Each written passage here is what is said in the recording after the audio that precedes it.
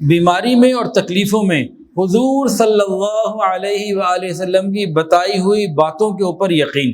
یہ جو پریشانیاں آتی ہیں نا، پریشانیاں، بیماریاں اور غم آنے کا ایک اور سبب جو قرآن نے بیان کیا، بیمار کے اندر ایک اور کیفیت ہونی چاہیے، صبر اور شکر کی۔ بندہ بیماری میں ہے، تکلیف میں ہے، لیکن وہ تکلیف اس کو راحت محسوس ہو رہی ہے، قلبی طور پر وہ قوی ہے۔ نبی علیہ السلام ارشاد فرمائے جو شخص ایک رات بیمار رہا، ایک دن یا ایک رات بیمار رہا، اس پر اس نے دو کام کیے، صبر کیا اور اللہ کی رضا پہ راضی رہا، سارے گناہ معاف۔ بہت سے لوگ بیمار ہوتے ہیں نا، عجیب عجیب باتیں کر رہے ہوتے ہیں، کون سے گناہ ہو گیا، پتہ نہیں کیا ہو گیا، بیماری دور نہیں ہو رہی۔ جناب، یہ بیمار ہونا ہر وقت گناہوں کی وجہ سے نہیں ہوتا، اللہ نے بنائی ایسے بیماری آنی ہے۔ رحم دلی ایک بڑا خوبصورت درخت ہے جو اللہ کو بڑا پسند ہے۔ اس کی بہت ساری شاخیں، ایک شاخ یہ ہے لوگوں کو معاف کرنا۔ بیمار آدمی چن چن کے لوگوں کو معاف کرے اور معافیاں مانگے۔ صحت کے حوالے سے بات چیت چل رہی ہے، آج غالباً چھٹا بیان ہے صحت کے حوالے سے۔ دو طرح کے مریض ہیں، ایک مریض وہ ہے جس کا اللہ تعالیٰ سے تعلق نہیں یا بہت کمزور ہے، اور ایک وہ ہے جس کا اللہ تعالیٰ سے تعلق ہے اور اچھا تعلق ہے۔ دونوں بیمار ہو جاتے ہیں۔ دونوں طرح کے لوگ، جن کا تعلق نہ ہو یا نہایت کمزور ہو، خیال نہ رہے، وہ ڈپریشن کا شکار بھی ہوتے ہیں، مایوسی کا شکار بھی ہوتے ہیں، ان کو صحت بھی دیر سے ملتی ہے، جھنجھلاہٹ کا شکار ہو جاتے ہیں، نا امیدی ان کے اندر آ جاتی ہے، بہت سارے نیگیٹو معاملات ان کے اندر پیدا ہوتے ہیں۔ لیکن وہ مریض جس کو پتہ ہو کہ یہ مرض اللہ کی طرف سے انعام کے طور پر آیا، اگر میرے گناہوں کی معافی ہے تو انعام، درجات کی بلندی ہے تو انعام، نیکیوں میں اضافہ ہے تو انعام، اور اگر یہ غفلت کی زندگی کو چھڑوا کر مجھے رب کے قریب کر رہا ہے تو انعام۔ جب اس کو یہ بیماری کے فضائل اور بیماری کی برکتیں معلوم ہوں گی کہ بیماری کی وجہ سے کیا کیا مل رہا ہے، تو وہ جلدی ٹھیک ہو جائے گا۔ کسی ڈاکٹر سے پوچھ لیں، نفسیاتی لوگوں سے، ڈاکٹروں سے پوچھ لیں کہ جب وہ بیماری کو مصیبت سمجھے گا تو اندر نظام اور طریقے سے چلے گا، جب وہ بیماری کو اللہ تعالیٰ کی طرف سے نعمت یا آزمائش سمجھے گا تو اس کا نظام اندر کا کسی اور طریقے سے چلے گا۔ جتنا اللہ پہ یقین پختہ ہوگا اور آخرت کی فکر ہوگی اور ان بیماریوں پر ملنے والے انعامات کی فکر ہوگی، اتنا ہمارا امیون سسٹم، قوت مدافعت یہ بہتر ہوتا چلا جائے گا۔ اور یہ چیزیں نہیں ہوں گی تو ہمارا امیون سسٹم کمزور ہوگا، بیماریاں بار بار حملہ آور ہوں گی۔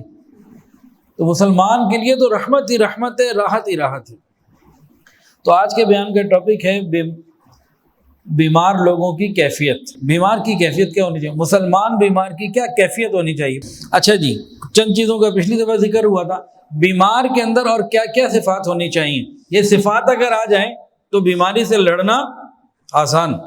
بیماری میں اور تکلیفوں میں حضور صلی اللہ علیہ وآلہ وسلم کی بتائی ہوئی باتوں کے اوپر یقین، نبی علیہ السلام پر اعتماد اور محبت کی وجہ سے، یہ صفت ہونی چاہیے ہر بیمار کے اندر کہ میں بیمار ہو گیا ہوں، میرے محبوب نے جو بتایا ہے وہ مجھے مل کے رہے گا۔ نبی علیہ السلام کی محبت کے مزے لے ذرا وہ۔ حضرت ابوبکر صدیق رضی اللہ تعالیٰ عنہ کی وفات کا وقت قریب آیا تو پوچھا دن کون سا ہے؟ انہوں نے کہا آج پیر کا دن ہے۔ کہا اچھا، الحمدللہ، اللہ کرے آج ہی مجھے جو ہے نا میرا آخری دن ہو کہ نبی علیہ السلام سے مجھے نسبت مل جائے گی۔ نبی علیہ السلام جب مکہ مکرمہ سے مدینہ طیبہ ہجرت کر کے پہنچے تو صدیق اکبر تو خیر ساتھ آئے تھے، ایک اور صحابی تھے بلال رضی اللہ عنہ، وہ الگ آئے تھے۔ یہ دونوں حضرات آ کر مدینہ طیبہ میں بیمار ہو گئے اور شدید بیمار ہو گئے۔ نبی علیہ السلام کو اللہ تعالیٰ نے محفوظ رکھا، وہاں کا بخار نہیں چڑھا، ان دونوں کو وہاں کا بخار چڑھا اور دونوں بیمار ہو گئے۔ حضرت عائشہ صدیقہ رضی اللہ تعالیٰ بھی بعد میں آئیں تو پتہ لگا والد بھی بیمار اور حضرت بلال بھی بیمار۔ نبی علیہ السلام کی اجازت سے دونوں کی عیادت کے لیے تشریف لے گئیں تو پہلے ابا کے پاس گئیں، اپنے حضرت ابوبکر صدیق رضی اللہ تعالیٰ عنہ کے پاس، اور جا کے خیر خیریت پوچھی اور کہا کہ اللہ آپ کو صحت عطا فرمائے۔ تو کہنے لگی ارے بھائی، جس ذات کے ساتھ میں مدینہ آیا ہوں اس ذات کی خاطر تو یہ بیماری کیا، موت بھی کوئی چیز نہیں، یہ کیا مسئلہ، کوئی مسئلہ ہی نہیں۔ پھر وہ حضرت بلال کے پاس گئیں، ان سے خیر خیریت پوچھی، کہنے لگے ارے ان عارضی مصائب کی، پریشانیوں کی کیا کوئی پریشانی ہے، چلی جائے گی۔ نبی علیہ السلام کی محبت میں تو اگر پورے جسم کے بال نوچ لیے جائیں اور سب کچھ جو ہے نا اتار لیا جائے تب بھی کوئی مسئلہ نہیں۔ تو بیماری میں نبی علیہ الصلوۃ والسلام کا خیال اور محبت اور جو آپ کی بتائی ہوئی باتیں ہیں ان کے اوپر انسان غور کرے۔ حضرت بلال رضی اللہ تعالیٰ عنہ کو جب انتقال کا وقت آیا، آخری وقت قریب ہے، ان کی بیوی کہنے لگی واہ حسناہ، ہائے افسوس، اس طرح کی کوئی بات کہی، کہنے لگے واہ طربہ، کتنے مزے آ گئے، موت آ گئی، جاؤں گا اللہ کے نبی سے ملاقات ہوگی، ساتھیوں سے ملاقات ہوگی۔ تو مسلمان کی زندگی کچھ اور ہے، ہم بھول چکے ہیں، غلطی ہماری ہے۔ تو مسلمان کی زندگی تو یہ وقتی ہے۔ اچھا جی، مسلمان مریض کے اندر ایک کیفیت اور ہونی چاہیے، ایک صفت اور ہونی چاہیے، وہ کیا؟ عاجزی اور انکساری۔ سچی بات یہ ہے کہ عاجزی اور انکساری اللہ تعالیٰ کو نہایت پسند ہے، بندوں میں اگر ہو تو یہ بندے کو اوپر پہنچا دیتی ہے، اللہ کا قرب عطا کرتی ہے۔ صحت کے عالم میں، مصروفیت کے عالم میں عاجزی انکساری ہو تو بہت اچھی بات ہے، لیکن بیماری کے عالم میں عاجزی انکساری آئی جاتی ہے، خود بخود آ جاتی ہے، بندہ کمزور ہوتا ہے، تو اس میں یہ اور فائدہ اٹھائے۔ حالات ایسے بن گئے کہ عاجزی انکساری بے بسی آ رہی ہے نا اس کے اندر، تو اب یہ ان کا فائدہ اٹھائے۔ قرآن کو سنیے، اللہ تعالیٰ فرماتے ہیں فَأَخَذْنَاهُمْ بِالْبَأْسَاءِ وَالضَّرَّاءِ لَعَلَّهُمْ يَتَضَرَّعُونَ۔ یہ جو پریشانیاں آتی ہیں نا، پریشانیاں، بیماریاں اور غم آنے کا ایک اور سبب جو قرآن نے بیان کیا، پریشانیوں کا، بیماریوں کا، تکلیفوں کے آنے کا قرآنی سبب سن لیجئے۔ اللہ تعالیٰ فرماتے ہیں کہ پھر ہم نے ان کو پکڑ لیا سختی میں، تنگی میں، بیماری میں، مشکل میں، تاکہ وہ گڑ گڑائیں، اللہ کے سامنے عاجزی اختیار کریں۔ تو بیمار آدمی کے لیے ایک صفت یہ ہے کہ وہ گڑ گڑائے اللہ کے سامنے۔ اب حدیث سن لیجئے گڑ گڑانے کے اوپر۔ بیمار آدمی اگر گڑ گڑائے تو کیا ملتا؟ حضور پاک صلی اللہ علیہ وآلہ وسلم نے ارشاد فرمایا، جو بندہ بیماری کی وجہ سے اللہ تعالیٰ کی طرف متوجہ ہو اور گڑ گڑائے، عاجزی اختیار کرے، اللہ تعالیٰ اس کو جب شفا دیں گے سارے گناہ معاف ہو چکے ہوں گے۔ جو بندہ بیمار ہو جائے اور بیماری میں اللہ تعالیٰ کے سامنے گڑ گڑائے، اللہ مجھے صحت عطا فرما، اللہ بڑا کمزور ہوں، اللہ مہربانی فرما، اللہ کرم فرما، اللہ رحمت فرما، اللہ میں بیماری کا متحمل نہیں، میں بیماری نہیں اٹھا سکتا، اللہ صحت عطا فرما، عافیت عطا فرما، اللہ میں بہت معافی مانگتا ہوں۔ عاجزی اختیار کرے، جس طریقے سے بھی کرے، اللہ تعالیٰ گناہوں کو معاف فرما دیتے ہیں۔ حضرت عمر فاروق رضی اللہ تعالیٰ عنہ کے انتقال کا جب وقت آیا تو ان کا سر اپنے بیٹے کی ران پہ تھا، کہنے لگے بیٹا میرا سر زمین پہ رکھ دو۔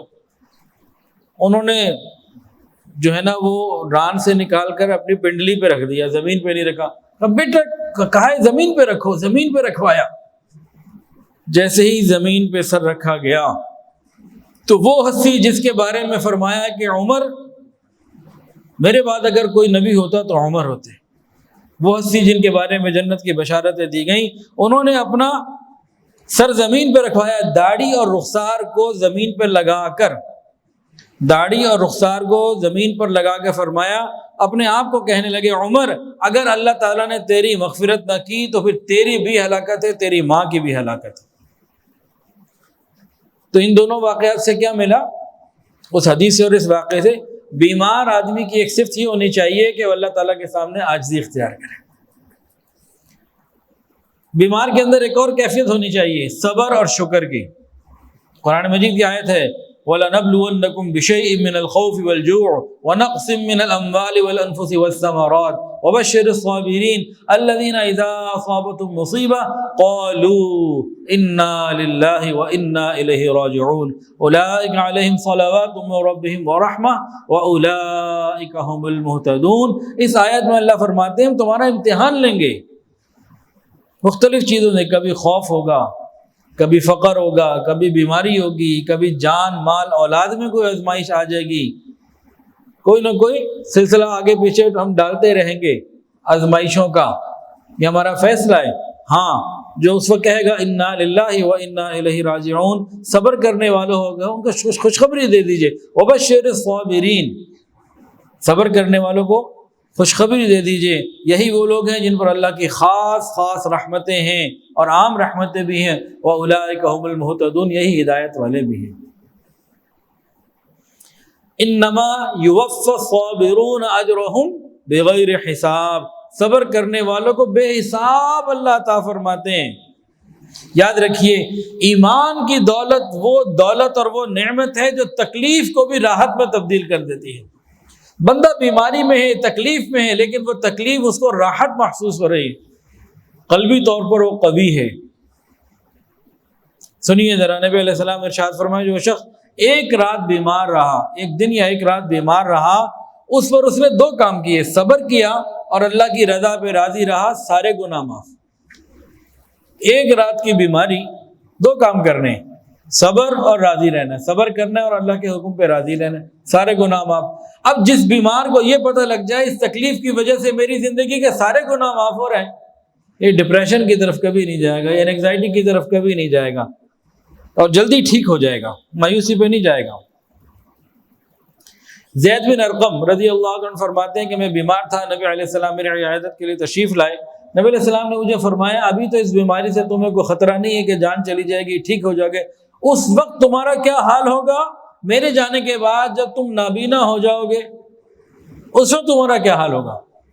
تو فرمایا کہ میں صبر کروں گا اور اللہ تعالیٰ سے ثواب کی امید رکھوں گا۔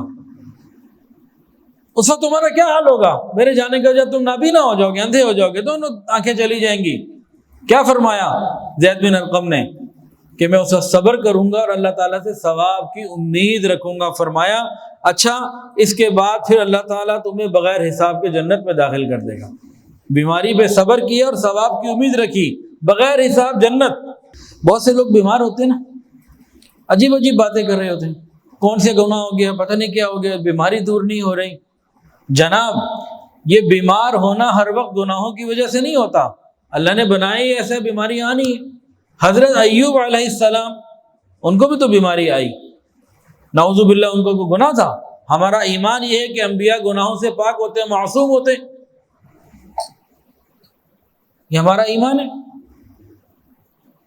اور ہاں ایوب علیہ السلام کو فقط بیماری نہیں آئی تھی، سیدنا ایوب علیہ السلام کو فقط بیماری نہیں آئی تھی، اللہ نے انہیں بہت مال دیا تھا، کھیت ان کے پاس تھے، مویشی ان کے پاس تھے، مال و دولت کے انبار تھے، جائیدادیں تھیں، شاندار مکانات تھے، سواریاں تھیں، اولاد تھی، خدام تھے، جو کچھ ہوتا ہے ایک بڑے آدمی کے پاس سارا کچھ تھا۔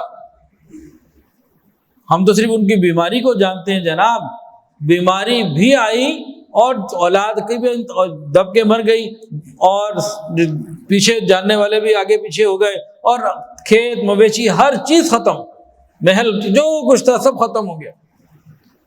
یعنی صرف جان پہ نہیں، وہ جو آیا نا پچھلی آیت میں، ہم آزمائیں گے مال میں، جان میں، صحت میں، اولاد میں، سارا کچھ ان پر آ گیا، صرف بیماری نہیں آئی تھی، لیکن انہوں نے صبر کیا۔ پھر اللہ تعالیٰ نے ان کے بارے میں قرآن میں کیا فرمایا؟ نعم العبد، میرا پیارا بندہ، نعم العبد، قرآن میں ان کے بارے میں، انا وجدناہ صابرا، ہم نے اسے صبر کرنے والا پایا۔ تو آزمائشوں پہ انسان صبر کرے تو اللہ تعالیٰ نعم العبد، پیارا بندہ بنا لیتے ہیں بھائی۔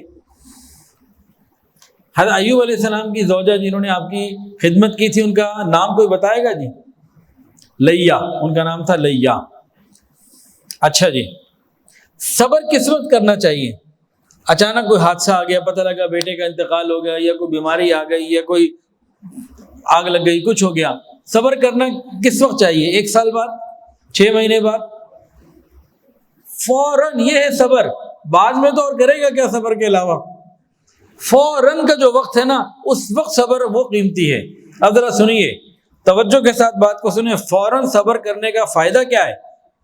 اللہ تعالیٰ فرماتے ہیں اے فرزند آدم، اگر تو نے شروع صدمے میں، بالکل شروع میں صدمے میں صبر کر لیا میری رضا کی خاطر اور ثواب کی نیت سے، میں اس سے کم پہ راضی نہیں ہوں گا کہ تجھے جنت دے دوں۔ کوئی پریشانی ہے صبر کر لیں، کیوں؟ اللہ کی رضا سمجھ کے، جو اللہ کہ اللہ تمہیں راضی ہوں، اور جناب ثواب کی امید کہ مجھے ملے گا۔ اللہ کہتے ہیں جنت سے کم پہ میں بھی نہیں راضی ہوں۔ ایک صحابی نے بڑا زبردست سوال پوچھا، بہت ٹو دی پوائنٹ، بہت خوبصورت سوال۔ سوال کیا پوچھا؟ مصیبت اور آزمائش کے وقت کون سی چیز ہمارے اجر کو ضائع کر دیتی ہے؟ مصیبت اور آزمائش کے وقت وہ کون سا عمل ہے یا بات ہے جس سے ہمارے عمل اور ثواب ضائع ہو جاتے ہیں؟ نبی علیہ السلام نے فرمایا آدمی کا اپنے دائیں ہاتھ کو بائیں ہاتھ پہ مارنا۔ کرتا نا بعض دفعہ کوئی پریشانی ہو جائے ایسے وہ کر رہا ہوتا ہے، یہ فارغ ہو جاتا ہے، ثواب سے فارغ ہے۔ اور مصیبت کی وجہ جو راضی رہا، خاموش رہا، زبان سے اور اپنے اعمال سے، ہاتھوں سے ذرا کنٹرول میں رہا تو جنت۔ عروہ بن زبیر رحمۃ اللہ علیہ ایک صحابی کے بیٹے ہیں، تابعی ہیں۔ ان کے پاؤں کے، یہ توجہ سے واقعہ سننے والا ہے، بڑا عجیب واقعہ ہے، حیران کن۔ عروہ بن زبیر رحمۃ اللہ علیہ کے پاؤں میں کوئی زہریلا زخم آ گیا، زخم ہوا اور اس کا زہر بن گیا۔ جو طبیب تھے انہوں نے کہا آپریشن کرنا پڑے گا، اس کو کاٹنا پڑے گا ٹخنے کے ساتھ، ٹخنا بچائیں گے، نیچے سے اس کو نکالیں گے، اور اگر نہیں کاٹا تو یہ زہر پھیلے گا اور کدھر تک جائے کوئی پتہ نہیں۔ کیا آپ کہتے ہیں؟ ان کا کوئی اور حل نہیں ہے تو کاٹو۔ طبیب نے کہا ہم آپ کو نا شراب وغیرہ کوئی دے دیں تاکہ کاٹنے کا درد نہ ہو۔ خبردار، حرام چیز۔ اچھا آپ کو بے ہوشی کے لیے کوئی چیز دے دیں، غفلت کے لیے کوئی اس طرح سے، جیسے آج کل انتھیزیا ہوتا ہے کہ سوال ہی پیدا نہیں ہوتا، میرے سامنے کرو، میرا پاؤں کٹ رہا، میں دیکھوں گا اس کو، میرے پیسے ہی کاٹو۔ تکلیف بڑی ہوگی، کہا کوئی بات نہیں، میں اللہ کا ذکر کرتا رہوں گا۔ اب جناب طبیبوں نے کاٹنا شروع کیا اور یہ سبحان اللہ، الحمدللہ، اللہ اکبر، لا الہ الا اللہ پڑھتے جا رہے ہیں۔ پاؤں کاٹ کے الگ کر دیا۔ اب جو زخم تھا نا اس کو صحیح کرنے کے لیے، ٹھیک کرنے کے لیے کیا کیا؟ لوہے کو گرم کر کے نا، سلاخوں کو، چیزوں کو وہ لگا، جس کو کہتے ہیں دباغت۔ اب جب وہ کام عمل کیا تو شدت سے تکلیف ہوئی اور ایک دم بے ہوش ہو گئے، اور جلدی فوراً ہی ہوش میں آ گئے، پسینے سے ایسے چہرے سے پسینہ پوچھا اور اپنے کہا میرا پاؤں لے کر آؤ جو ابھی تم نے اتارا ہے۔ پاؤں منگوایا، پیر، اس کو الٹ پلٹ کر کے دیکھ رہے ہیں، اور یوں کہا اس ذات کی قسم جس نے تجھ سے میرا وزن اٹھوایا، اس ذات کی قسم جس نے تجھ پہ میرا وزن ڈالا تھا، جو اس نے اٹھوایا، میں کبھی تیرے اوپر چل کے کبھی گناہ کی طرف، حرام کی طرف نہیں گیا، کبھی نافرمانی کی طرف نہیں گیا۔ تکلیف کتنی ہے لیکن صبر اور نظر کدھر ہے؟ ہمارے رشتہ داروں میں خاتون ہیں، چند سال پہلے ان کا آپریشن ہوا، تو آپریشن کے دوسرے تیسرے دن مجھے انہوں نے فون کیا، جانے سے پہلے بھی مجھے فون کیا، جی میں آپریشن تھیٹر میں جا رہی ہوں، آج آپریشن ہے، فلاں ہے، دعا کیجیے گا۔ اچھا اللہ عافیت رکھے۔ اس طرح ساتھیوں کے میسیجز آتے رہتے ہیں۔ وہ ایک خان صاحب کا میسیج آیا، وہ عجیب و غریب ہے، تو حیران ہو گیا کہ حضرت دعا کریں، آج میری بیٹی کی اولاد ہونے والی ہے، بچہ ہونے والا ہے۔ اب بچہ یا بچی یہ تو نہیں، اللہ جانتا ہے کیا ہونا تھا، کہ وہ میری بیوی جا رہی ہے ہسپتال میں، آپ دعا کرنا میری بیوی کے یہاں بچہ ہونے والا ہے۔ میں نے کہا خان صاحب آپ کا نہیں ہو رہا، تو آپ کیا بات کر رہے ہیں؟ کہ ہمارا کوئی میری ہونے والا ہے ابھی۔ تو کئی لوگ فون کرتے ہیں، میسج کرتے ہیں کہ بھئی اس طرح طبیعت ٹھیک نہیں ہے، ہسپتال آ رہے ہیں، جا رہے ہیں۔ تو بعض ایسے بھی ہوتے ہیں، عقیدت ہے، محبت ہے، ہسپتال میں جاگنے کے بعد سب سے پہلا میسج کرتے ہیں، جی حضرت کو اطلاع کر دیں آپریشن ہو گیا الحمدللہ۔ تو یہ محبت کی باتیں ہیں۔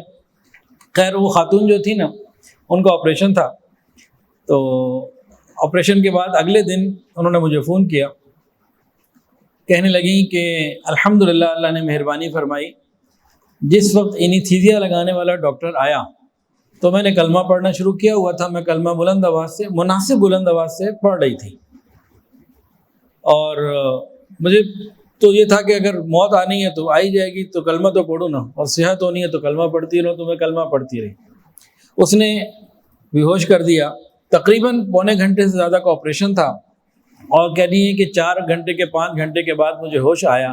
جو اینیتھیزیا لگانے والا تھا، جو ڈاکٹر تھے، جو نرسیں تھیں، سارے حیران تھے کہ بے ہوشی کے ٹیکے سے لے کر ہوش آنے تک، آپریشن کے دوران بھی وہ زبان سے کلمہ ہی پڑھتی رہی، اور سارے سن رہے ہیں۔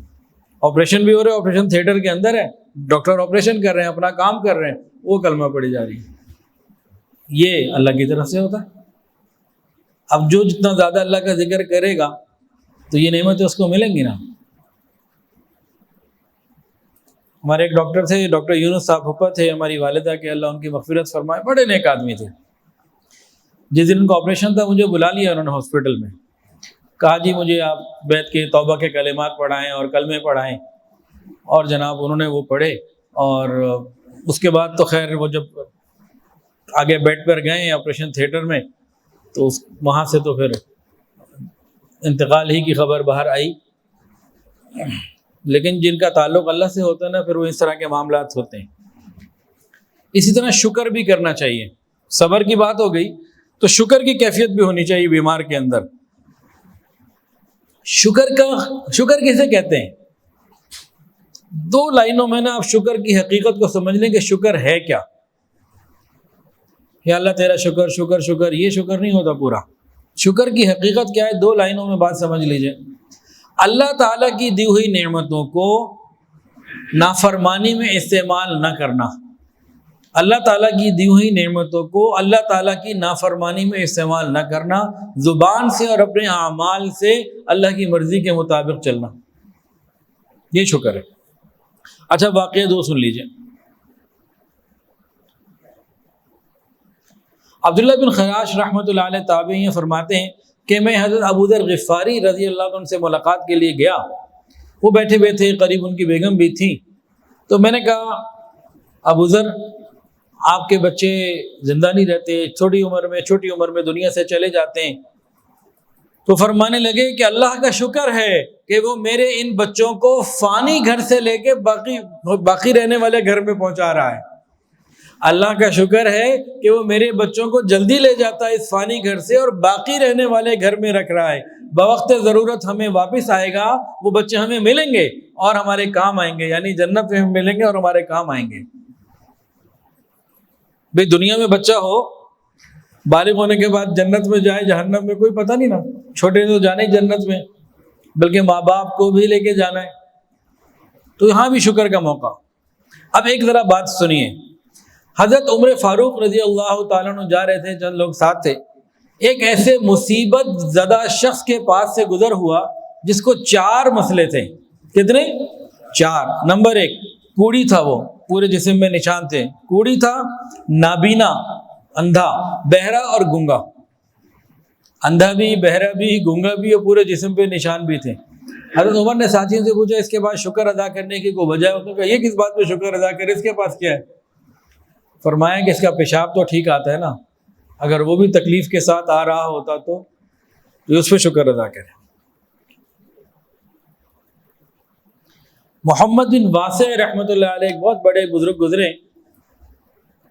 ان کے پاؤں میں زخم آئے، تکلیف ہوئی اور بڑی تکلیف تھی، کوئی ملنے آیا اور ان کے ساتھ ذرا اس طرح کے کلمات جیسے کوئی ترس کھا رہا ہو، رحم دلی والی کچھ جذبات کا اس نے اظہار کیا، کہنے کہ ارے میں اللہ کا شکر ادا کر رہا ہوں جب سے میرے پیر میں تکلیف ہوئی ہے، اللہ تیرا شکر ہے پیر میں یہی آنکھ میں نہیں آ گئی، آنکھ میں آتی تو کتنا مسئلہ ہوتا۔ شکر کرنے والے تو پھر کہاں شکر کرتے ہیں۔ تو بیمار کو شکر بھی ادا کرنا چاہیے۔ اب شکر کیسے کریں؟ شکر پیدا کرنے کا طریقہ بتا دوں جی کہ رہنے دوں، کیا آتا ہے سب کو؟ شکر پیدا کرنے کا طریقہ نبی علیہ السلام نے خود بتایا، بخاری میں بھی ہے، مسلم میں بھی ہے۔ فرمایا جب تم میں سے کوئی کسی ایسے شخص کو دیکھے جو مال و دولت میں، جسم میں، دوسری چیزوں میں تم سے بڑا ہوا ہو، تو تم شکر پیدا کرنا چاہتے ہو تو اپنے سے نیچے والے کو دیکھو۔ بچپن میں ایک ڈاکٹر تھے، ڈاکٹر معیز الدین صدیقی صاحب، ریلوے میں تھے، کیپٹن بھی تھے، ابو کے بڑے اچھے دوست تھے، تو ان کے پاس جاتے، وہ جو ہے نا کوشش کرتے کہ دوائیاں کم سے کم دیں اور باقی علاج بھی کرتے تھے بہرحال۔ تو ایک خاتون ان کے پاس آتی تھیں، مجھے یہ ہو گیا، مجھے یہ ہو گیا، مجھے وہ ہو گیا، انہیں ہوتا کچھ بھی نہیں تھا، وہ اسے سمجھاتے، وہ پھر اگلے دن کچھ دن بعد آتی، ڈاکٹر صاحب میں نے اے بھی ہے، میرے سر میں درد، میرے پیر میں بھی درد، میرے پیٹ میں بھی درد، مجھے یہ مجھے وہ، کوئی نہ کوئی کہانی سناتی رہتی۔ کئی دفعہ جب ہو گیا نا تو ایک دن ڈاکٹر معیز الدین صدیقی صاحب نے کہا اچھا تم ایسا کرو کہ کل میو ہسپتال کے آرتھوپیڈک وارڈ میں مجھے ملنا اور کل اتنے بجے وہاں آنا، میں تمہیں وہاں ملوں گا، وہاں تمہیں چیک کروں گا، تو تمہارا مسئلہ وہاں دیکھتے ہیں، واقعی کچھ وہاں پہ بات ہوگی۔ ہم نے کہا ٹھیک ہے۔ تو اگلے دن جو ٹائم دیا ہوا تھا وہ خاتون وہاں آرتھوپیڈک وارڈ میں پہنچ گئی، اور یہ آج سے کوئی 35 سال پرانا واقعہ ہے۔ آج کل کا آرتھوپیڈک وارڈ بھی بڑا خطرے کا منظر پیش کرتا ہے، 35 سال پہلے والا آرتھوپیڈک، وہ بھی سرکاری ہاسپٹل کا۔ اب کسی کی ٹانگ کے ساتھ 20 کلو وزن ہے، ادھر سے لٹکا ہوا ہے، کوئی ادھر سے ہاتھ لٹکا ہوا ہے، کوئی کچھ، کسی کی ٹانگ ٹوٹی ہوئی ہے، کسی کا ہاتھ ٹوٹا ہوا ہے، کسی کا کچھ۔ آرتھوپیڈک وارڈ میں یہی سب کچھ نظارہ جب اس نے دیکھا نا، ڈاکٹر صاحب نے اس کو وارڈ میں تو بلا لیا، آئے نہیں، آنا بھی نہیں تھا انہوں نے، تو بھیجا تھا اس کو۔ اب وہ ڈاکٹر صاحب کا انتظار کرتے کرتے اس نے آدھا گھنٹہ وہاں گزارا، ڈاکٹر صاحب نہیں آئے تو مایوس ہو کے چلی گئی کہ ڈاکٹر صاحب پتہ نہیں کیا، مجھے ٹائم دیا تھا، آنا چاہیے تھا، نہیں آئے۔ لیکن ڈاکٹر صدیقی صاحب کیف رحمۃ اللہ علیہ کہنے لگے کہ دوبارہ جب میرے پاس آئی نا، ڈاکٹر صاحب تسی ملے نہیں مینوں، میں تو ویکھدی رہی ہیں گھنٹہ میں، کتنے سی تسی؟ کہ بھائی وہ تو چلو میں نہیں آیا، غلطی ہو گئی، اب ذرا دکھاؤ تمہارا وہ چیک تو کروں۔ وہ نہیں میں بالکل ٹھیک ہوں، میں نے کچھ بھی نہیں۔ وہ جب دیکھا نا کہ تو اپنے وہ جو اس کو دماغ میں مسئلے تھے ٹھیک ہو گئے۔ یہ پریکٹیکل کر کے دیکھیں، جو ہمارے بچے جو ہے نا بعض دفعہ نعمتیں کھا کے ان کو عقل نہیں، ان کو قدر نہیں رہتی، ان کو بھی کبھی لے جائے کہہ رہے ہیں آرتھوپیڈک وارڈ میں۔ دنیا کی تکلیفیں تو دیکھیں، ماں باپ تو سونے کا نوالا کھلانے کی کوشش کر رہے ہیں، ہر طرح کی راحت دینے کی کوشش کر رہے ہیں، ذرا دیکھیں تو دنیا کی ان تکلیفوں میں۔ ہر مسلمان کو آخرت کی فکر ہونی چاہیے اور دنیا سے بے رغبتی ہونی چاہیے۔ صحت کے عالم میں یہ چیزیں مل جائیں تو بہت اچھا، اس کی فکر کرنی چاہیے، لیکن بیماری میں یہ کیفیت جلدی مل سکتی ہے۔ صحت ہو یا بیماری، ہمیں تو اللہ کی رضا چاہیے، تو بیماری میں آخرت کا فکر زیادہ اور دنیا کی محبت کم ہونا آسان ہوتا ہے۔ انسان جب کمزور ہوتا ہے نا تو یہ نعمتیں اسے مل جاتی ہیں۔ دیکھیں جس دنیا میں ہم زندگی گزار رہے ہیں نا، ہماری آنکھوں سے نظر آ رہی ہے، یہ جناب بھائی بیٹھے ہیں، یہ والد صاحب بیٹھے ہیں، یہ جناب لوگ بیٹھے ہیں، یہ گھر ہے، یہ پنکھا چل رہا ہے، یہ لائٹ چل رہی ہے، یہ سب کچھ ہمیں حقیقت سے اپنی آنکھوں سے نظر آ رہا ہے، ہم حقیقت کو دیکھ رہے ہیں۔ ایک اور حقیقت جو ہمیں اللہ اس کے رسول نے بتائی ہوئی ہے کہ مرنے کے بعد قبر کی زندگی، پھر آگے جنت اور جہنم، پل صراط، یہ سارے معاملات، نیکیوں کو تولنا، گناہوں کو تولنا، یہ سب وہ ایک الگ پوری دنیا ہے۔ آج ہم دیکھنا بھی چاہیں تو ہمیں نظر نہیں آ رہی۔ جس کو سمجھنے کے لیے ایک مثال ہے، ماں کے پیٹ میں بچہ تقریباً 9 مہینے رہا، اس کو وہاں اگر بتایا جائے کہ تم ایک ایسے جہان میں جاؤ گے جہاں ہمالیہ پہاڑ بھی ہے، کیٹو بھی ہے، نانگا پربت بھی ہے، اور سمندر بھی ہے، اور صحرا اور ریت بھی ہے، سب کچھ ہے، دریا بھی ہیں، اسے نہیں سمجھ میں آئے گا۔ لیکن جب وہ آئے گا تو اپنی آنکھوں سے سب کچھ دیکھ لے گا۔ تو ہم ابھی ماں کے پیٹ سے دنیا کے پیٹ میں آئے ہیں، ابھی ہم نے یہاں سے قبر کے پیٹ میں اگلے جہان جانا ہے، تو وہاں سب کچھ نظر آئے گا، تو وہ سب آنا ہے۔ تو اب ہمیں بیماری کے اندر آخرت کا فکر اور دنیا سے بے رغبتی کا سبق بھی پڑھنا چاہیے۔ چند واقعات سن لیجیے۔ حضرت ابوبکر صدیق رضی اللہ عنہ بیمار ہو گئے، آخری وقت جب قریب آیا تو فرمایا کہ دیکھو مجھے پرانا کفن دینا، جو میرے کپڑے میں یہی دھو کے پہنا دینا، نئے کپڑے زندہ لوگوں کے لیے زیادہ بہتر ہے۔ اور دیکھو امی عائشہ کو کہہ رہے تھے مرنے کے بعد 2 ہی حالتیں ہوں گی، یا تو اللہ تمہارے باپ کو اس سے بہتر لباس دے دے گا، ورنہ یہ بھی لے لے گا۔ اب حضرت عمر کا جب آخری وقت آیا تو بیٹے کو کیا کہہ رہے ہیں؟ درمیانے قسم کا مجھے کفن پہنانا، اگر اللہ کے یہاں خیر ہوئی تو اس سے بہتر مجھے مل جائے گا، اور اگر خیر نہ ہوئی تو یہ بھی واپس لے لیا جائے گا۔ فرمایا میری قبر کو درمیانہ بنانا، اللہ کی اگر خیر ملی تو تحت نگاہ وسعت کر دی جائے گی، اور اگر خیر نہ ہوئی، میرے لیے سخت معاملے ہوئے تو پسلیاں ایک کے اندر دوسری چلی جائیں گی۔ فرمایا میرے جنازے میں کوئی عورت نہ جائے، اور یہ کہا دیکھو جو خوبی میرے اندر نہیں ہے وہ مت بیان کرنا، اللہ مجھے تم سے بہتر جانتا ہے، تو جو چیز میرے اندر ہے وہ مت بیان کرنا، اور میرے جنازے کو لے کر چلنا تو تیزی سے لے کے چلنا، اگر اللہ کے یہاں میرے لیے خیر ہے تو مجھے خیر تک جلدی پہنچانا، اور اگر میرے لیے وہاں شر ہے تو اس بوجھ کو جلدی اتار دینا۔ ابھی کتنی جو دنیا سے بے رغبتی اور آخرت کی طرف والے الفاظ ہیں۔ اب غور کیجئے، ایک اور واقعہ، عبداللہ بن رواحہ رضی اللہ تعالیٰ عنہ ایک دن بیمار سے اپنی بیوی کی گود میں سر رکھا ہوا تھا۔ بیوی کی گود میں سر رکھنا محبت سے، اپنائیت سے، یہ اچھی چیز ہے۔ نبی علیہ الصلوۃ والسلام نے 2 گودوں پہ سر رکھا اور دونوں گودیں ایک صدیق کائنات بنے اور ایک صدیقہ کائنات بن گئی۔ غار حرا میں کن کی گود میں سر رکھا؟ ابوبکر صدیق رضی اللہ تعالیٰ عنہ۔ اور دنیا سے جب تشریف لے جا رہے تھے تو نبی علیہ السلام کا سر مبارک کن کی گود میں تھا؟ حضرت عائشہ صدیقہ رضی اللہ تعالیٰ عنہ کی۔ کہیں بھی اور بھی تو ہو سکتا تھا۔ یعنی جب بندہ بیمار ہوتا ہے تو ایک کیفیت میاں بیوی میں محبت کی، ایک دوسرے کو قریب ہونے کی، ایک دوسرے کو تسلی دینے کی، دلاسا دینے کی ہونی چاہیے۔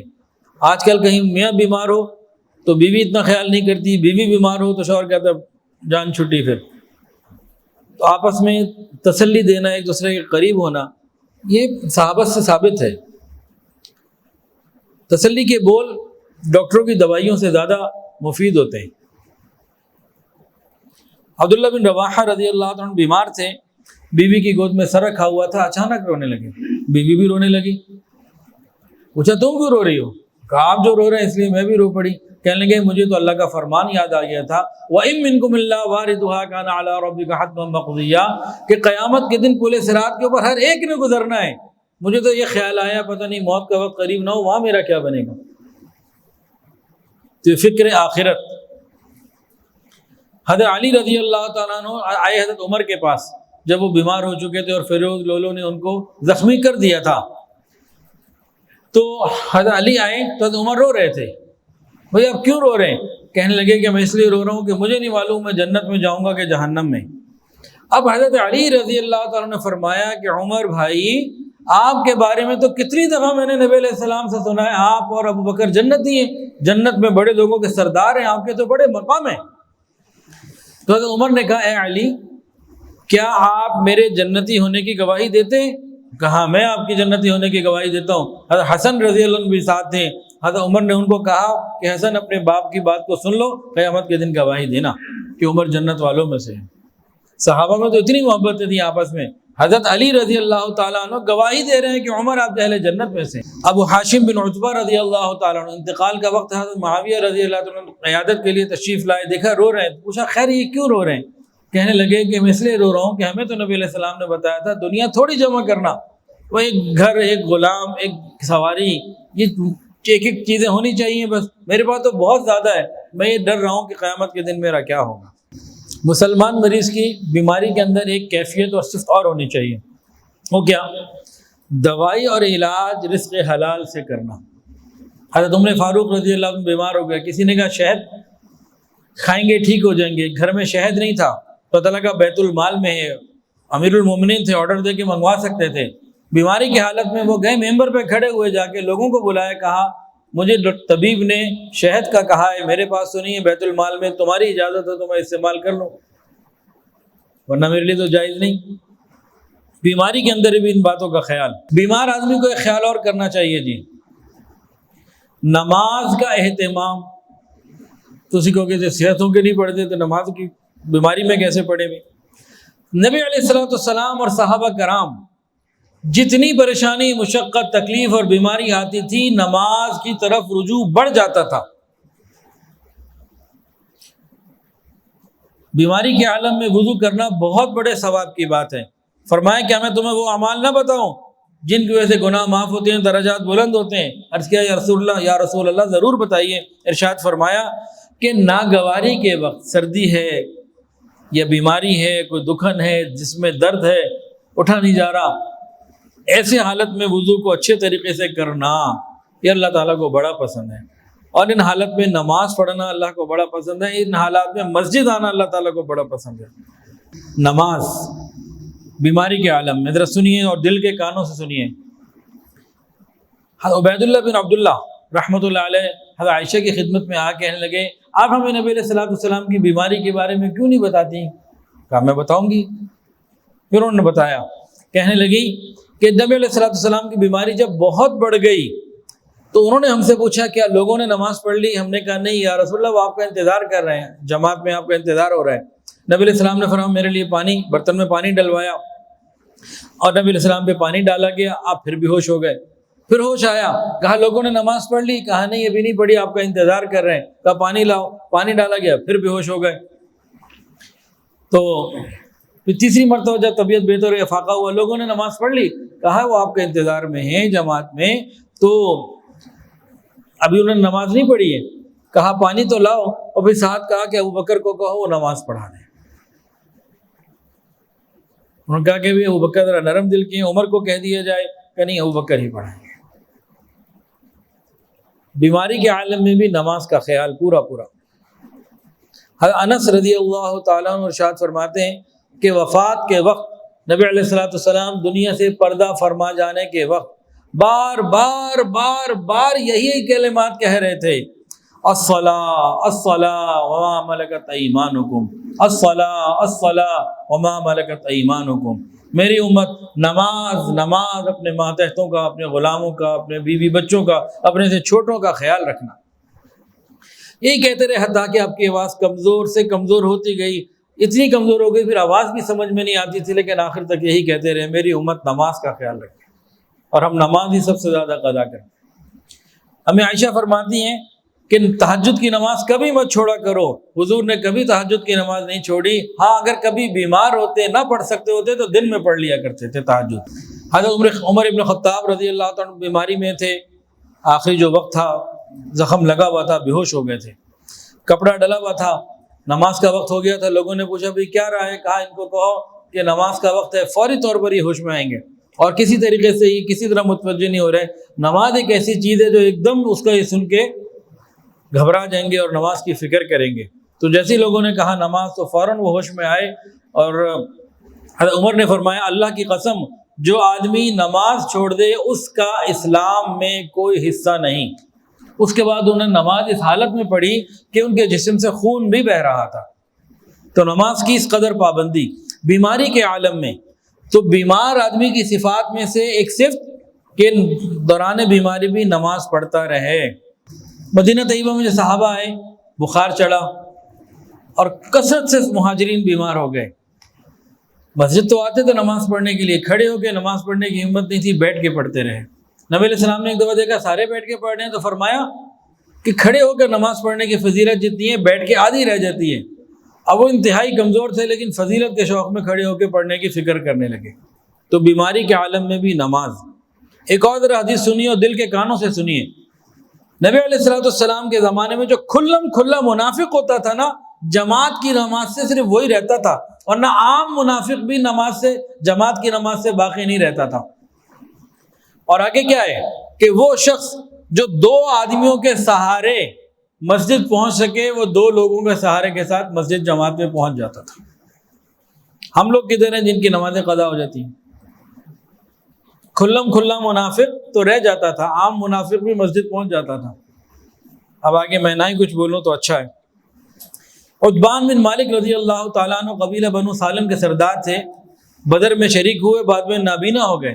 نبی علیہ السلام کے پاس آئے، کہنے لگے کہ میں نابینا ہوں، مجھے اجازت دیں میں گھر میں نماز پڑھ لیا کروں۔ پوچھا اذان کی آواز آتی ہے؟ کہا آتی ہے کہ نہیں، پھر پہنچو مسجد۔ بعد میں پھر ان کو رخصت دے دی گئی تھی، لیکن بتا دیا کہ بھئی مسجد پہنچو۔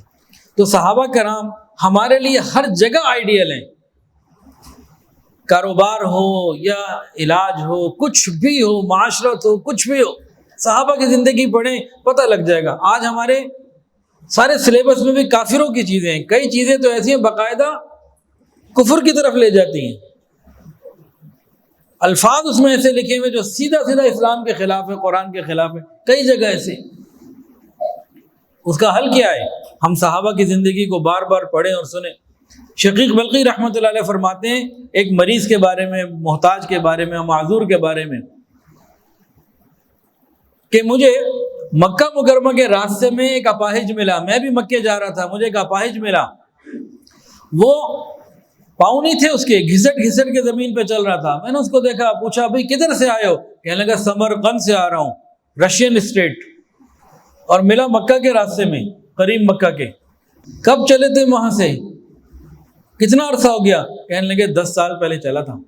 10 سال سے زیادہ ہو گئے۔ کیوں چلے تھے؟ حج کرنے کے ارادے سے۔ اور وہ تو حیران ہو گئے کہ یہ ایک اپاہج جس کی ٹانگیں نہیں ہیں، سواری اس کے پاس نہیں ہے، سمرقند سے ازبکستان جو موجود ہے وہاں سے وہ چلا، 10 سال میں گھسٹ گھسٹ کر آج یہ مکہ کے قریب پہنچ رہا ہے۔ حیران ہو کے اس کو دیکھنے لگے، وہ کہنے لگا ارے شقیق مجھے کیا دیکھتے ہو؟ میرے ضعف اور سفر کی درازی کی وجہ سے تعجب میں پڑ گئے۔ کہنے لگے کس بات کا تعجب؟ مجھے تو میرا مالک اٹھائے لیے جا رہا ہے۔ پھر کہنے لگے میرے آقا اللہ میں آپ کی زیارت کے لیے آ رہا ہوں۔ عشق کی منزل مشکل ہے لیکن شوق اس شخص کی مدد کرتا ہے جس کی مال مدد نہیں کرتا۔ شوق اس شخص کی مدد کرتا ہے جس کی مال مدد نہیں کرتا۔ راستے کی ہلاکت کا خوف ہو جائے جسے، اللہ وہ عاشق نہیں ہے، اور نہ ہی وہ عاشق ہے جیسے راستے کی تکلیفیں سفر کرنے سے ہی روک دے، گھر ہی بیٹھا رہے۔ اچھا جی، بیماری کی حالت میں صحابہ کرام کے اور واقعات پہ اگر ہم غور کریں، علم سیکھنا اور سکھانا۔ اب وقت تھوڑا ہے تو میں کوشش کروں گا کہ واقعات کو مختصر کر کے آج اس ٹاپک کو پورا کر لوں تاکہ اگلی دفعہ کوئی نئی بات ہو انشاءاللہ۔ ابھی کیا بات شروع ہوئی؟ بیماری کی حالت میں بھی علم سیکھنا اور سکھانا، یہ صحابہ کرام کا شوق تھا۔ دیکھیں ایک بندہ بیمار ہے، کام پہ نہیں جا سکتا، ملازمت پہ نہیں جا سکتا، گھر سے نہیں نکل سکتا، دین سیکھنا سکھانا تو کر سکتا ہے نا، اس کے لیے تو کوشش کر سکتا ہے کہ گھر بیٹھے ان اوقات کو قیمتی بنا لے، دین سیکھے اور سکھائے۔ صحابہ کرام نے کیا۔ عتبہ بن ابی سفیان کا جب انتقال ہو رہا تھا اور نزع کی حالت میں تھے، نزع کی کیفیت کی ہوتی ہے بالکل آخری وقت، جان کنی کا، جان کے روح نکلنے کا وقت، تو ان کے پاس عیادت کے لیے عامر بن اوس آئے رضی اللہ تعالیٰ عنہ۔ اب ان کی نزع کی کیفیت طاری ہو رہی ہے، کہنے لگے دنیا سے جاتے جاتے تمہیں ایک حدیث تو سنا دوں، سن لو مجھ سے۔ کہا نبی علیہ السلام نے فرمایا جو اخلاص کے ساتھ روزانہ 12 رکعت چاشت کی نماز پڑھ لیتا ہے، اللہ تعالیٰ جنت میں ایک محل بنا دیتے ہیں۔ دنیا سے جا رہے ہیں، جاتے جاتے بھی کہا چلو دین کا کام کر لو۔ ابو درداء رضی اللہ تعالیٰ عنہ مشہور صحابی، نام سنا ہوگا، آخری وقت جب قریب آیا کہ لوگوں کو اطلاع کر دو میری موت کا وقت بالکل قریب آ گیا، جس نے آنا ہے آ جائے۔ او تو جناب اتنا مجمع آ گیا، سارے آ گئے اور ساروں کو جمع کر کے حدیث سنائی، پھر دنیا سے جانے کا وقت آ گیا۔ اسی طرح حضرت عبداللہ رضی اللہ تعالیٰ عنہ، بیماری کا وقت ہے، لوگوں کو بلا بلا کے حدیثیں سنا رہے ہیں۔ حضرت جابر رضی اللہ تعالیٰ عنہ، نبی علیہ السلام ان کی عیادت کے لیے تشریف لائے، صدیق اکبر ساتھ تھے۔ انہوں نے کہا یا رسول اللہ وراثت کے بارے میں کچھ بتا دیجئے، میں کیسے جو ہے نا وصیت کروں، کیا کروں؟ تو بیمار آدمی کو اپنی وصیت کے بارے میں فکر کرنے کی ضرورت ہے، اپنے معاملات کو درست کرنے کی ضرورت ہے۔ یہ جو وقت ہے بیماری کا، اس کو کہیں وقت پرس میں لگانا ہے خیر کے کاموں میں۔ عبداللہ بن مبارک رحمۃ اللہ علیہ، ان سے کہا گیا اگر آپ کی زندگی کا ایک ہی دن باقی رہ جائے اور بتا دیا جائے آج آخری دن ہے، آپ کیا کریں گے؟ کہتے ہیں میں دین کا علم حاصل کروں گا۔ ابھی ان کی آخری زندگی کا وقت آ چکا تھا، تو ایک شخص ان سے ملنے آیا تو دیکھا کہ ان کے بعد کچھ لوگ بیٹھے ہوئے ہیں جو کسی علمی کام کے اوپر مضامین تیار کر رہے ہیں مختلف۔ وہ کہا کہ عبداللہ بن مبارک اس حالت میں بھی یہ کام، ابھی بھی آپ لوگوں سے مضمون تیار کروا رہے؟ کہنے لگے ہو سکتا ہے کوئی ایسی مفید بات پتہ لگ جائے جو مجھے ابھی تک نہ پتہ لگی، جاتے جاتے وہ بھی سیکھ جاؤں۔ نبی علیہ الصلوۃ والسلام ایک دفعہ گھڑ سواری کر رہے تھے، گھوڑے سے نیچے اترے، پاؤں پہ چوٹ لگ گئی، گھر آ گئے تو ان کی عیادت کے لیے جابر رضی اللہ عنہ آئے، دیکھا کہ نبی علیہ الصلوۃ والسلام ذکر میں مشغول ہیں۔ تو بیمار آدمی ذکر تو اللہ کا کر سکتا ہے نا، علم سیکھنا سکھانا اس میں کچھ زیادہ محنت چاہیے، لیکن ذکر کرنے میں تو کوئی محنت نہیں ہے نا۔ اسی طرح اور بھی صحابہ کرام کے بہت سارے واقعات ہیں کہ بیماری کے عالم میں ذکر اور تلاوت قرآن پاک یہ ان کی ہاتھ سے نہیں جاتی تھی، اس میں اضافہ ہو جاتا ہے۔ ہمارا کیا ہوتا ہے، بیمار ہوتے ہیں تو روٹین کے معمولات بھی چلے جاتے ہیں، تو جتنی ہمت ہو بندہ کوشش کرتا رہے۔ صحابہ کرام کے اندر مسلمانوں کا اکرام، دوسرے آنے والے کی عزت اور خیال اتنا زیادہ تھا کہ اکرام مسلم ان کا بیماری کے اندر بھی نہیں چھوٹتا تھا۔ اور بیماری کے اوقات میں خاص طور سے جب آخر عمر کی بیماری ہوتی ہے 50-60 سال کے بعد کی، اس میں صحابہ کرام کے بعد واقعات سن لیجئے کہ بیمار کو اپنے معاملات کس کس طریقے سے ہینڈل کرنے کی ضرورت ہے، کون کون سے۔ اگر ایک بیمار مال والا ہے، خوب مال ہے اس کے پاس، جیسے عبد الرحمن ابن عوف رضی اللہ تعالیٰ عنہ بیمار ہو گئے تو اس وقت اہل بدر گنوائے کتنے 100 لوگ تھے، سب کے لیے 400 سونے کے سکے بھجوائے، یہ بہت بڑی اماؤنٹ تھی۔ ہر آدمی کو 400 دینار بھجوائے، اور 100 لوگ اس وقت حیات تھے، اور تمام امہات المومنین جو اس وقت حیات تھے وہ خوب بہت مال بھیجا، اسی طرح وصیتیں کی اور لوگوں کو مال بھجوایا۔ حارثہ بن نعمان رضی اللہ تعالی عنہ بیمار ہو گئے، نابینا ہو گئے، اب اپنے گھر سے زیادہ دور تو نہیں جا سکتے تھے، تو اپنا جو ان کا کمرہ تھا رہائش کا اور باہر گیٹ تک انہوں نے ایک رسی بندھوا لی، باہر کوئی سائل آتا تو انہوں نے اپنے پاس ایک ٹوکری رکھوائی تھی جس میں کچھ رکھا ہوتا تھا، تو اس ٹوکری میں سے کچھ اٹھاتے، ہاتھ میں پکڑتے، رسی کو پکڑتے پکڑتے دروازے تک آتے، سائل کو دیتے، واپس آ جاتے۔ گھر والے کہتے ہمیں آپ کہے نا تو ہم دے دیں گے، جو آپ کہیں گے وہ دیں گے، آپ کیوں اس طرح کرتے ہیں، اتنی تکلیف اٹھاتے ہیں؟ کہنے لگے میں نے رسول اللہ صلی اللہ علیہ وآلہ وسلم سے سنا ہے کہ مسکین کو، غریب کو، محتاج کو اپنے ہاتھ سے دینا یہ بری موت سے ٹالتا ہے، اپنے ہاتھ سے صدقہ کرنا بری موت سے بچاتا ہے۔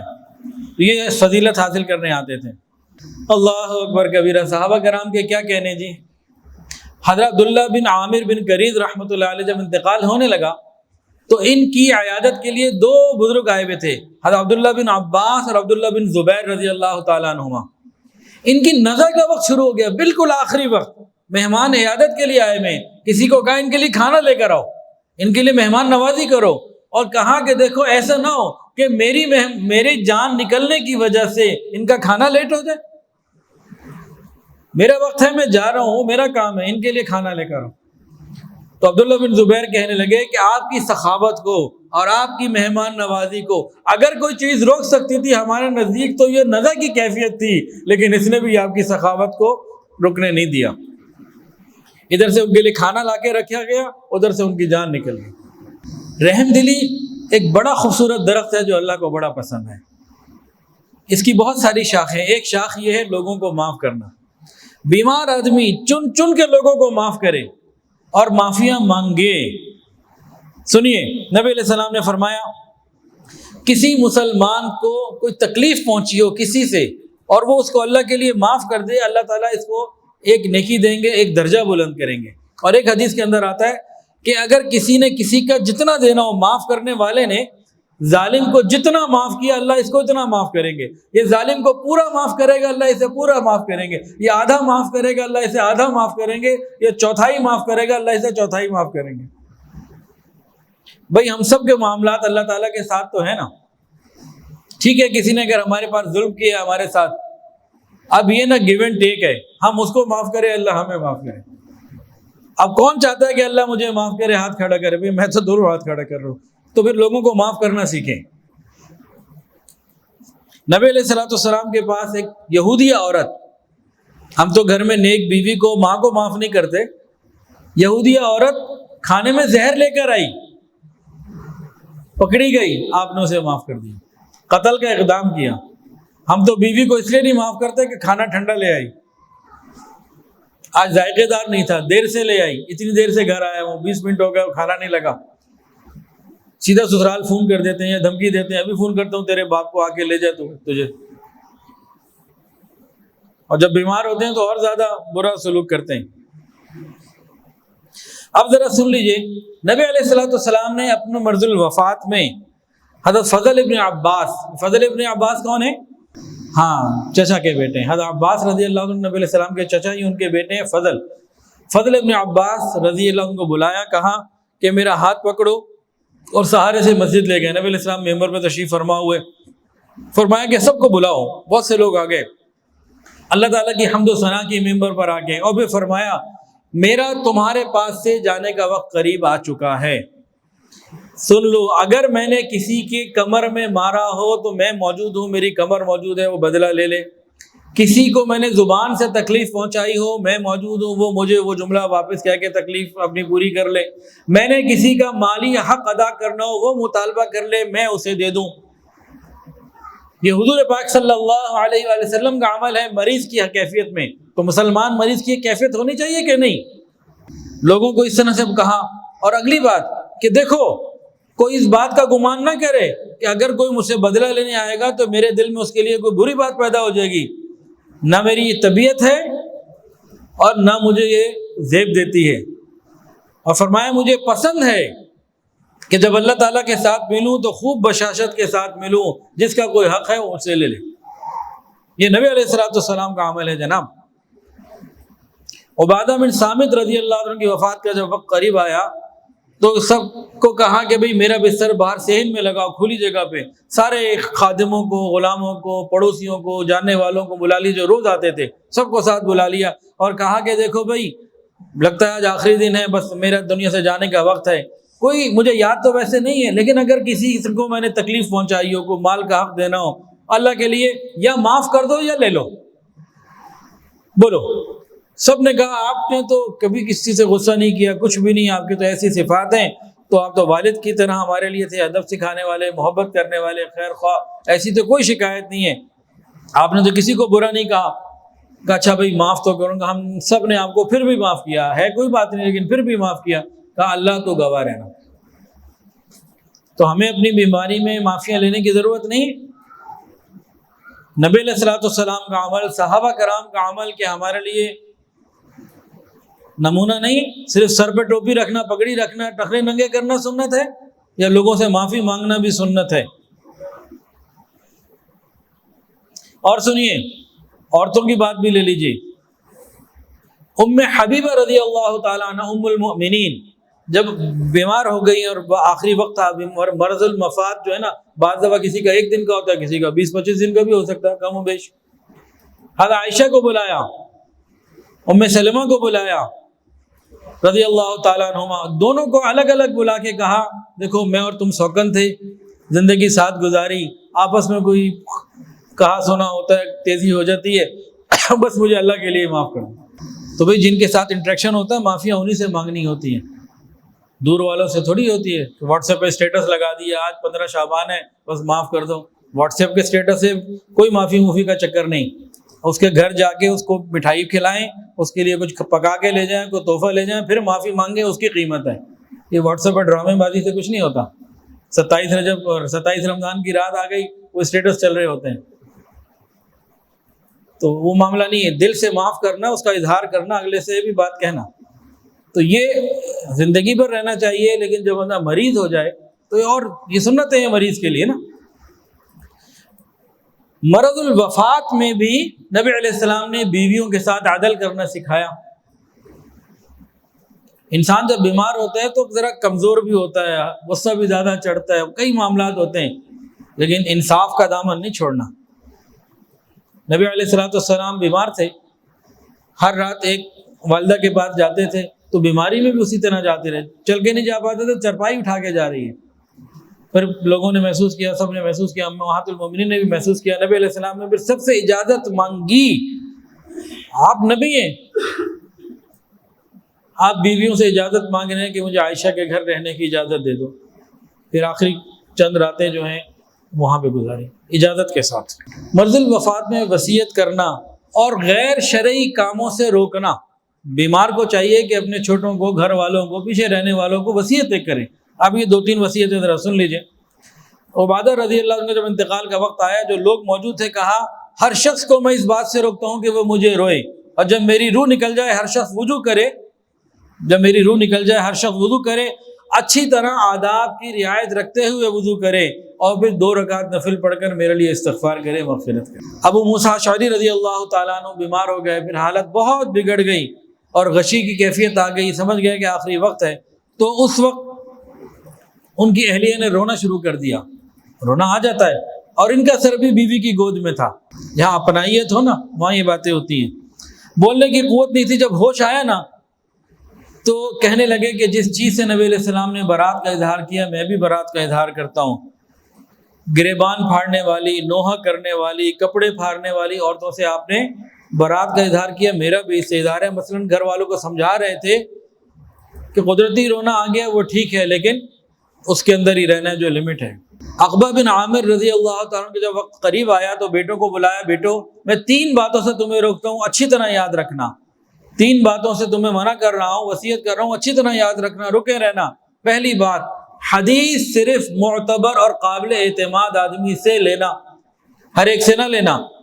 واٹس ایپ پہ جو آ جائے بس حدیث کا نام سے نہیں، معتمد اور صحیح لوگوں سے۔